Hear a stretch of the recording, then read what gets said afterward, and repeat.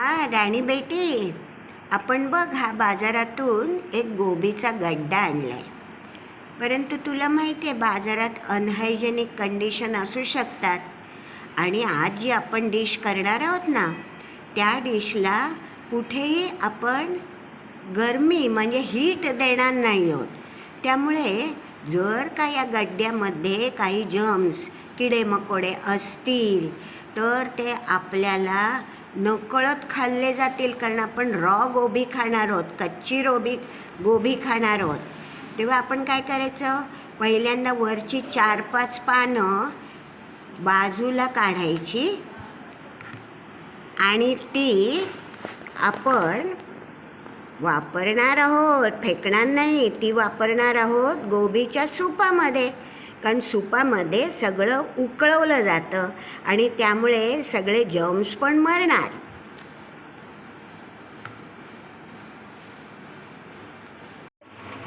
आता हा पानं काढलेला गोबीचा गड्डा आपण स्वच्छ पाण्याखाली धुवून घेऊया. आता हा आपण जो वरची पानं काढलेला भुंडा गोबीचा गड्डा आहे ना, त्याला बारीक किसणीवर किसून घेऊया. अर्धच पुरेल दोघांसाठी. राणी, आता बघ, ही आपली बारीक किसलेली गोबी तयार आहे. आता त्यात आपण काय काय घालूया बघूया. पहिल्यांदा घातलं चवीपुरतं मीठ, नंतर घातली चवीपुरती साखर, त्यानंतर घालायचं व्हिनेगर किंवा लिंबाचा रस. आज माझ्याकडे घरी लिंब नाही आहेत, मग व्हिनेगरनी वेळ मारून न्यायची. व्हाईट व्हिनेगर वापरायचं. हे लिंबापेक्षा आंबट असतं, हे लक्षात घे.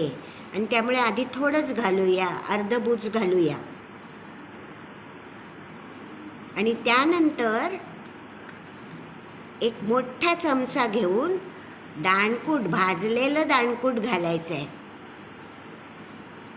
गुड झालं.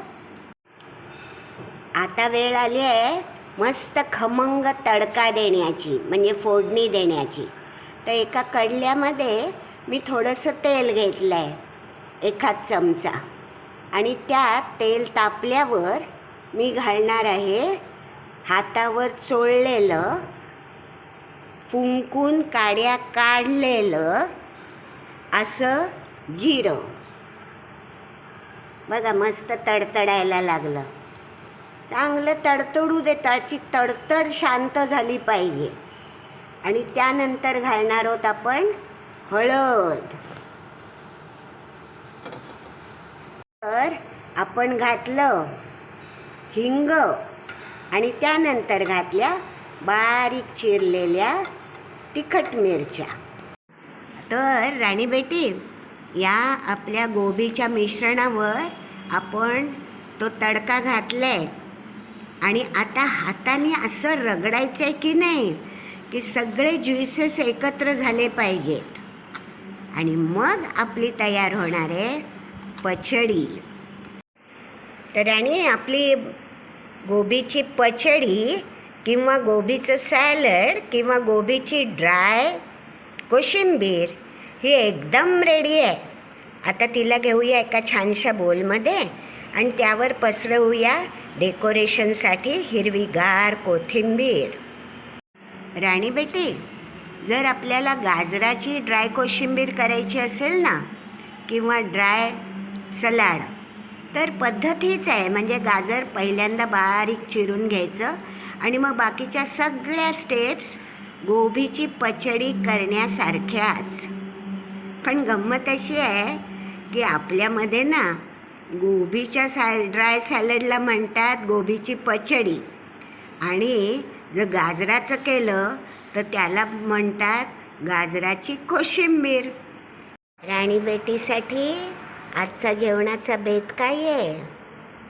पालक पराठे, गोबीची पचडी, हिरव्या शेंगांची सुकी भाजी, दही आणि सर्वात शेवटी फ्रूट डिश शिवाय पानाचं ड्रिंक पचन सुलभ करण्यासाठी